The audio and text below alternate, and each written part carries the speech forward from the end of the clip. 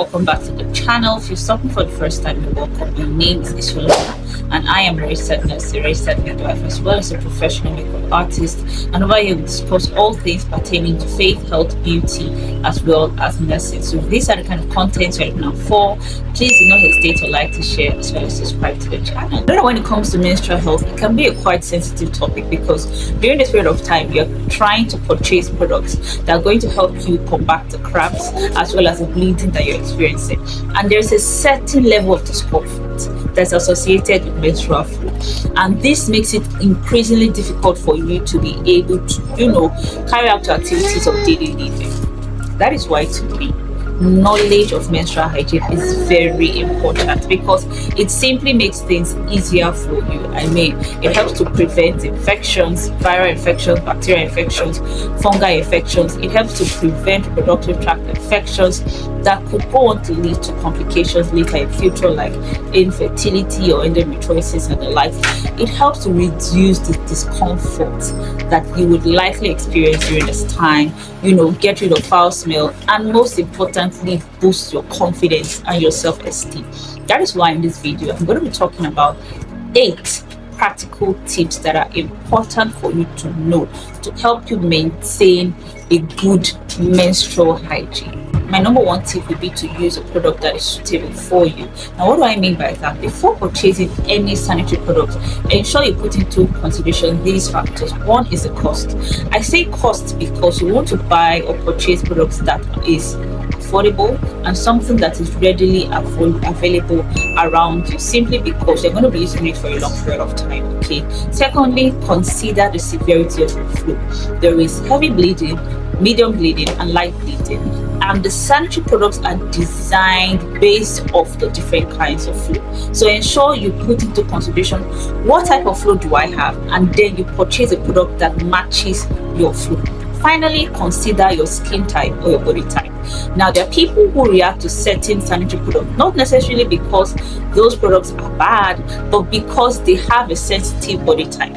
So you have to note what type of body do I have, or what kind of skin do I have, and then purchase a product that matches your skin type or your body type to avoid any form of irritation, because trust me, that can lead to a certain level of discomfort, especially itching, if you're using a product that does not tally with your skin type. Okay, now my next tip would be to change your sanitary pad regularly. I know that when it comes to sanitary pad, you have a time range of 4 to 8 hours depending on the severity of your flow, but for me, I believe that you don't necessarily have to wait till that 8 hours elapses before you change the pad. If you have the ability, if you are able to change rather the sanitary pad or sanitary product before the 8 hours elapse, please do so.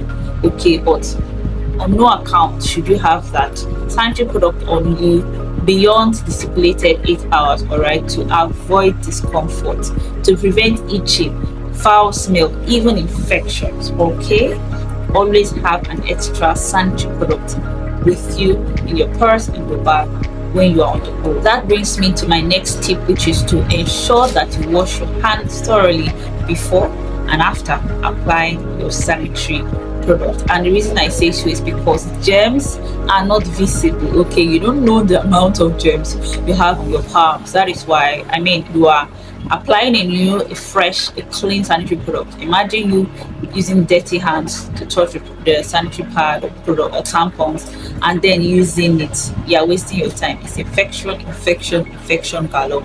And also, when you are done, please ensure you wash your hands as well. That is why I always advise you during this period of time, always have your hand sanitizer with you, just in case you are at a place where there is no running water. My next tip would be to avoid the use of deodorants down there. I know that during this time we're tempted to use scented products to help combat the bloody smell that we might be perceiving, yes, but my advice would be not to do that, because using that during this period of time is only going to trigger discomfort, simply because our bodies are mostly sensitive during this time. So you don't want to trigger discomfort through itching or infection during this period of time. So if at all you must use scented products, it should not be down there. Okay, if you're using any scented products, you can apply them on your top, your clothes. Do you understand? But should not come in contact with your reproductive tract or region in general. My next tip would be to carry along with you your menstrual hygiene kit. This is very important.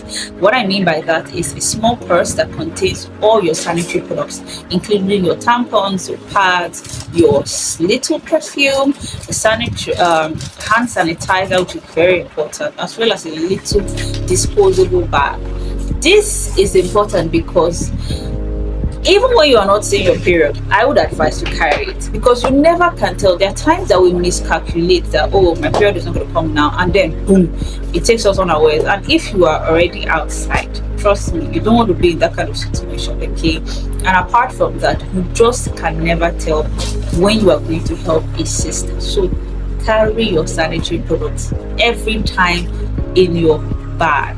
My next tip would be to ensure proper disposal of your sanitary products. Now, if you are team sanitary pads like I am, ensure that your sanitary pads, once you are done using them, you roll it, okay, place it in the wrap that it comes with, seal it up, place it in a disposable bag, preferably a black disposable bag, so that no one can know the content, and discard it.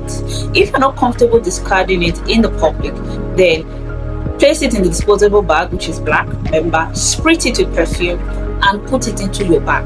Yes, and zip your bag. When you get to a place where you're comfortable discarding it, then you discard it properly.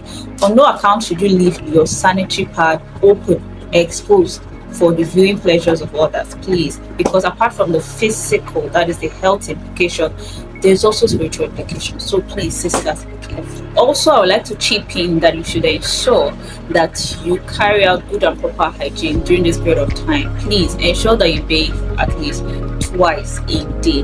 The essence of doing this is to get rid of that unwanted bloody smell that is associated with this time of the month. Also, to make you feeling fresh and comfortable, I would advise that you use or put on breathable underwear, breathable clothes. Avoid clothes that are going to trap heat and make you feel uncomfortable, because you don't want to be sweating anyhow during this time. And also, I also advise that you always have on you a very nice smelling perfume, so that you can have a very good smell at this time. Finally, I would say you should consult with a healthcare practitioner if you have issues regarding menstrual health or menstrual hygiene. And with that, we've come to the end of this video. Please, if there's any tip you would like to add, let me know in the comments. Let us know in the comment section below. Please ensure you make recommendations of kind of content you love to see. And until I see you next time, please, bye, love, and God bless.